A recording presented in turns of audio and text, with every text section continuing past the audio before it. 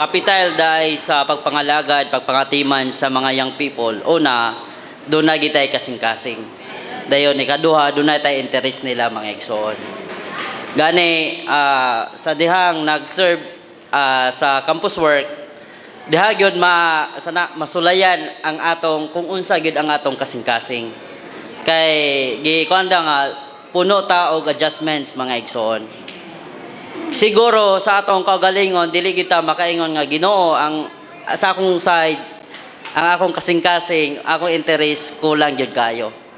Ngani nakapangamuyo gyud ko sa Ginoo nga for the sake sa mga young people, for the sake sa mga students, Ginoo tagay kog lapad nga kasing-kasing. Nga willing kanang musulod sa ilang kahimtang.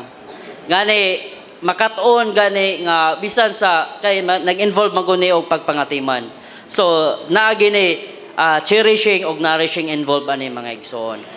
Nga inigsulod nila sa student center ba dili sila marang nga behind.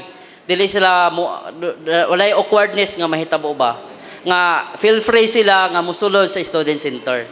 So kini nga kuan mga igsoon nakinahanglan gyud og kanang much prayers sa Ginoo dayon kanang willing yun nga mupailalom nila mga igsoon. Kanang makuha ang ilang interest, makuha ang ilang kasing-kasing. Busa mga igsoon, aging testimony po sa dihang nag-eskwela ko dito sa Cebu.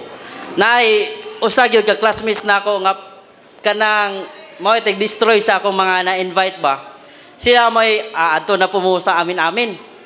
Hangtod nga niabot sa punto nga lami na gyud kayo patulan kato nga kuan ba pero unsa man ang kanang testimony dayon mo to nga nakakuan ko sa Ginoo unsaon may paagi nga magain ako ni siya mga igsoon kay siya ra man gyud nakuan maulaw naman dayon ang ubang classmates nako nga moto sa katong sa campus work sa open home tungod kay ato na po sila sa amin-amin. Mag-amin-amin na po na sila. Yaga-yagaon yung kayo.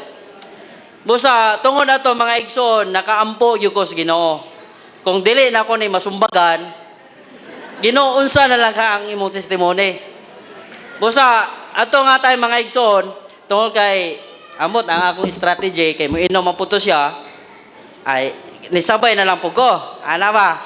Pero kato nga paagi, hantod nga, ang apiro among topic ato, Panginoon ra gyud bahalag nakuan na hangtod kadugayan murag na nakuan siya na murag na sana nakalma hangtod nga siya na poy kanang mandala. So tungod ato mga igsoon kung ako patong gisumbag siguro wala gyud magain mga igsoon. So ingon ani dai mga igsoon ang una mga taglapad nga kasing-kasing sa Ginoo.